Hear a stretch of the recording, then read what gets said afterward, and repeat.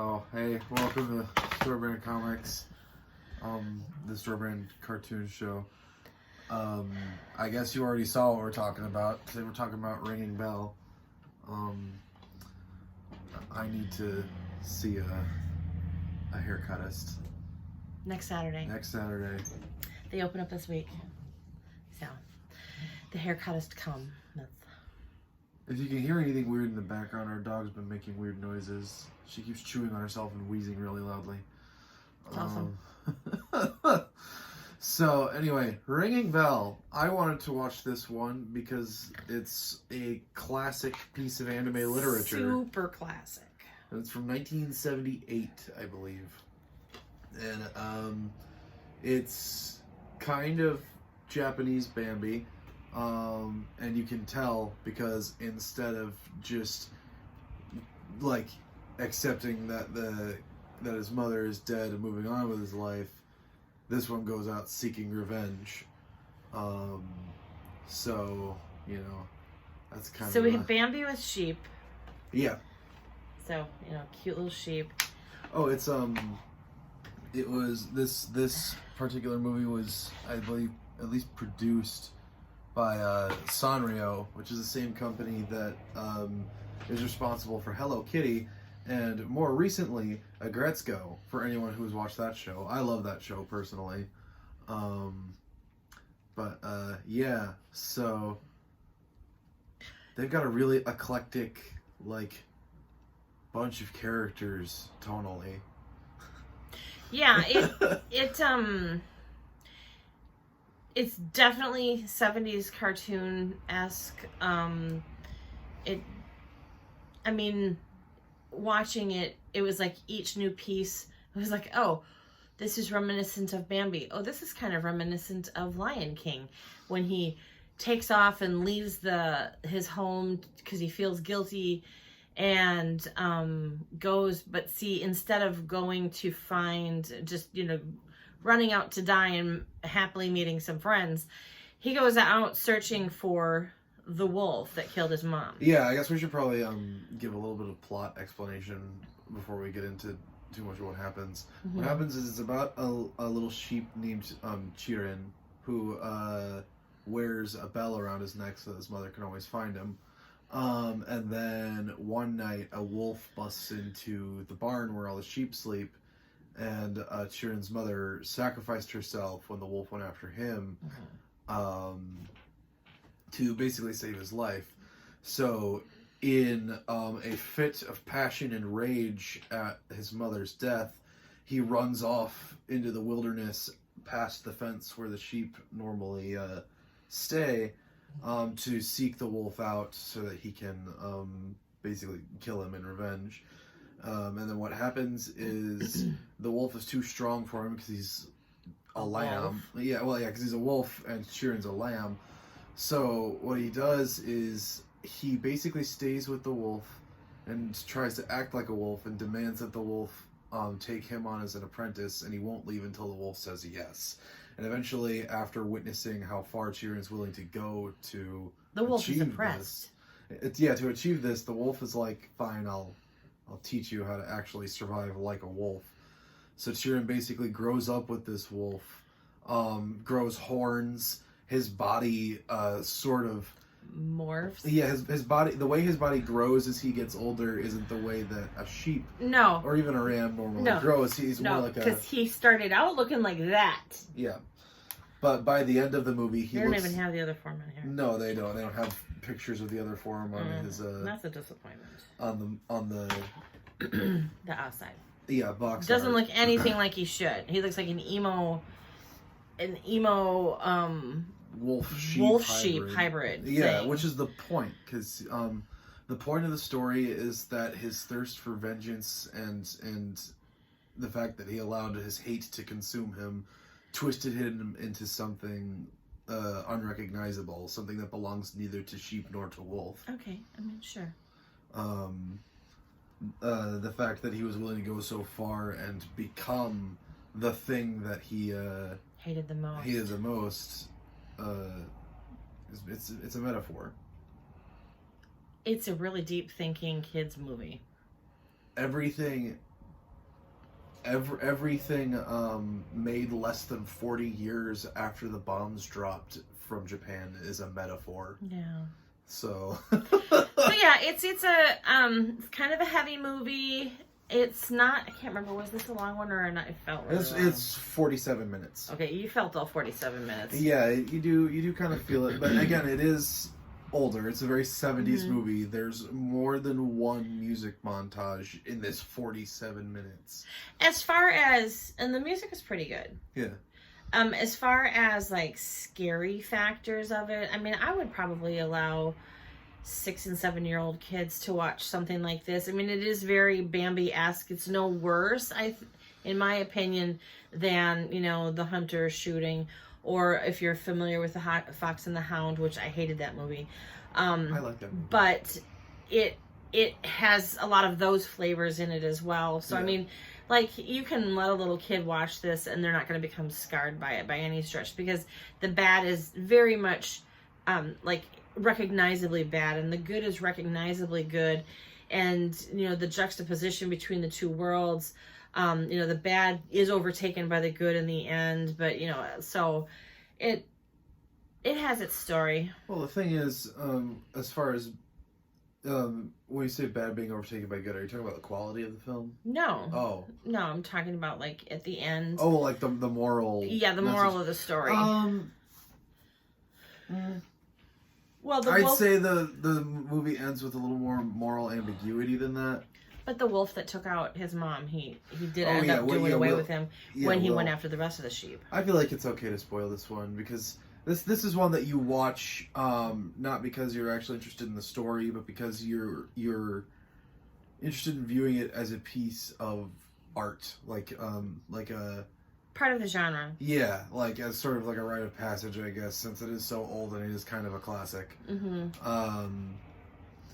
So The story yeah, is extremely predictable. I mean, if you've seen Bambi or any of the Disney movies where there's a bad guy and a good guy, it's extremely predictable. Well, yeah, like, because the wolf does raise him, and Mhm. basically the wolf takes him to go kill some sheep. Yeah. As like his final lesson, but then he can't do it when he sees, you know, all these sheep and lambs in there, you know, like he was Yeah. so long ago. And so he leaves, and the wolf, you know, tells him, you know, what are you doing? You can't leave. Once this is started, you can't stop. So then Chirin fights him and ends up killing him, and the wolf says, this is the fate of every wolf. And it basically tells him, like, this is going to happen to you someday. Mm-hmm. So, Well, you know, he has the ability to change his destiny, yeah. just like everybody. Well, yeah, but, you know, like, he tells him, like, you Yeah. know, once you go down the path of the wolf, this is ultimately what will happen. This is how it ends, yeah. Yeah, so Chirin is not accepted back by the sheep because he's not a sheep anymore, and he's not a wolf either. So he just goes off into the wilderness, and it ends with like this narration epilogue of, like, you know, some claim that they remember him from when he was a lamb and he used to live with them. Others claim to have never seen him until that day, and some can still hear his bell ringing in the snow. Oh, the bell. You know, out in the wilderness and all that. So yeah, it's I'm going to be totally honest, it is kind of a depressing story, but It's a little sad. But there's nothing in it that I think would, like, harm the kids. It might even Yeah. open up, you know, some questions like, you know, Yeah. why did he have to leave, that kind of thing. yeah, So, the fact that it doesn't have like a cut and dried black and white ending as far as the morals go, I think actually makes this kind of a superior children's film. Because well, it opens up dialogue. yeah, because I understand the necessity for it because it's simple, but I feel like in some instances, telling all of our stories with a black and white scale for morality can be a little harmful. Well, it's not reality. Yeah, so Yeah. So, I mean, I would.